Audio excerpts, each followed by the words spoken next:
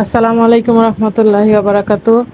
আল্লাহর অশেষ মেহেরবানিতে আশা করি আপনারা সবাই ভালো আছেন। আমিও আলহামদুলিল্লাহ আপনাদের দোয়ায় বেশ ভালো আছি। ভালো আছি থেকেও আবার ভালো নেই। বাংলাদেশের সমস্ত জায়গায়, গ্রাম শহর সব জায়গায় শোনা যাচ্ছে যে ডাকাতের প্রকোপ বাড়ছে। আমাদের ঢাকাতেও কিছুদিন আগে 2-3 দিন আগে ডাকাত পড়েছিল রাত্রে 2টার দিকে। তো যাই হোক, দুই দুই তিনজন ডাকাত সেনাবাহিনীর হাতে ধরাও পড়েছে। এলাকার সব মানুষজনও সজাগ হয়ে গেছে। জানি না কে কোথান থেকে দেখছেন, সবাইকে বলবো একটু সতর্ক থাকতে এবং সবার দিকে একটু খেয়াল রাখতে, যেন কেউ কারো কোনো ক্ষতি না করতে পারে। আর আজকে 2 দিন হয় আমার 2 মেয়ের কলেজ খুলেছে। যখন রাস্তায় বের হচ্ছে আজকে 2 দিন যাবৎ, বের হয়ে দেখি বিভিন্ন কলেজের স্টুডেন্টরা, স্কুলের স্টুডেন্টরা রাস্তায় ট্রাফিকের কাজগুলো করতেছে। দেখে ভালোই লাগতেছে যে তারা কিভাবে সুন্দর শৃঙ্খলাবদ্ধভাবে কাজ করতেছে। কোনো গাড়িগুলো লাইনচ্যুত হচ্ছে না বা নিয়ম শৃঙ্খলা না মানতেছে না। কিন্তু ট্রাফিক পুলিশগুলো যখন থাকতো তখন কেন জানি এই নিয়মগুলো মানতো না, এবং কেন জানি না একটা ভয়ের ভিতরে থাকতো সবাই, যে না জানি পুলিশ ধরলেই কাগজপত্র কি পায় না পায়, টাকা জরিমানা করে, এই সেই নানান ধরনের ভয়ে থাকতো মানুষজন। আজকে 2 দিন যাবত এই জিনিসটা দেখতেছি না। তো মেয়েদেরকে যার যার গন্তব্যস্থলে পৌঁছে দিয়ে বাসায় আসলাম। কিছু কাজকর্ম ঘরের করলাম, কিন্তু কাজে মন বসছে না। না হাতের কাজে মন বসছে, না আমার ব্যবসার কাজে মন বসছে, না রান্না বান্না, না কি কোনো কিছু কাজেই মন বসতেছে না। জানি না কেন জানি এমন হচ্ছে।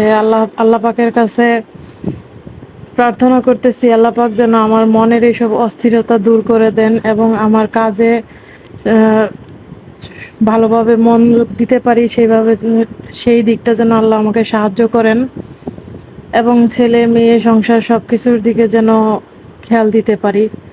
আসলে কি, যে বাড়িতে যখন একজন পুরুষ মানুষ থাকে, তার প্রতি যে একটা দায়িত্ব থাকে, সেই দায়িত্বটা থেকে যখন মানুষ সরে সরে যায় তখন মনে হয় সব কিছু এমনই হয়ে যায়। আমার হাজব্যান্ড আছে নরসিংদীতে, আর আমি 3 ছেলে মেয়ে নিয়ে ঢাকায় আছি। ওখানে থাকার সময় হাজব্যান্ড সকল কিছু দায়িত্ব পালন করত, কিন্তু এখন এখানে আসার পর ছেলের কাছে সব কিছু বলতে হয়। ছেলে সবই করে, কিন্তু তারপরেও যে একজন মাথার ছায়া, সে জিনিসটা যে এখন নাই, সেটাই মনে হয় আমার খুব খারাপ লাগতেছে। বা মানে কোনো কাজে কর্মে মন বসছে না।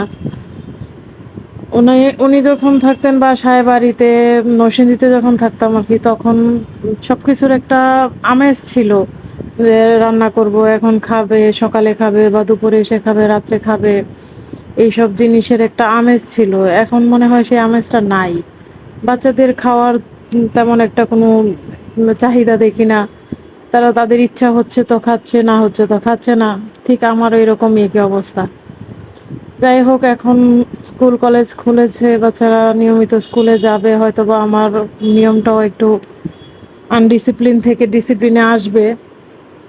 তো আপনারা আমার জন্য একটু দোয়া করবেন, আমি যেন নতুন পরিবেশে এসে বাচ্চাদেরকে নিয়ে ভালোভাবে তাদেরকে পরিচালনা করতে পারি, এবং তাদের লেখাপড়ার জন্য এসেছি এখানে, যেন আমি ভালোভাবে তাদেরকে লেখাপড়া করাতে পারি, সেই জন্য দোয়া করবেন। পারিপার্শ্বিক সব কথাগুলো বলতে বলতে আমি কিছু হাতের কাজ করে নিলাম, একটা জামাতে একটু স্যাম্পল উঠিয়ে নিলাম, সেটা আপনাদের সাথে শেয়ার করলাম। আসলে এটা এতক্ষণ বলাই হয়নি। অন্য সব কথা বলতে বলতে আমি এটা যে কাজ করতেছি বলেই গিয়েছিলাম যে এটার কথা আপনাদের সাথে শেয়ার করব। এইখানে 3টা কালার দিয়ে আমি ফুলটা কমপ্লিট করেছি। কেমন কেমন হয়েছে আপনারা বলবেন। এইভাবে মাছ কাটা এবং ডালপুর দিয়ে আমি পুরো জামার কাজগুলো কমপ্লিট করব। আমার কাজটা কমপ্লিট হলে আপনাদের সাথে শেয়ার করব।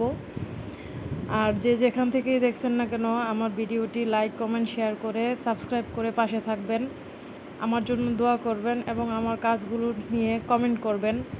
আর ভিডিওটা এর থেকে বড় করলাম না। আপনারা যে যেখান থেকে দেখছেন কমেন্ট বক্সে লিখতে কেউ ভুলবেন না। আর আপনাদের সবাইকে সালাম জানিয়ে বিদায় নিচ্ছি। আসসালামু আলাইকুম রহমতুল্লাহি ওয়া বারাকাতুহু।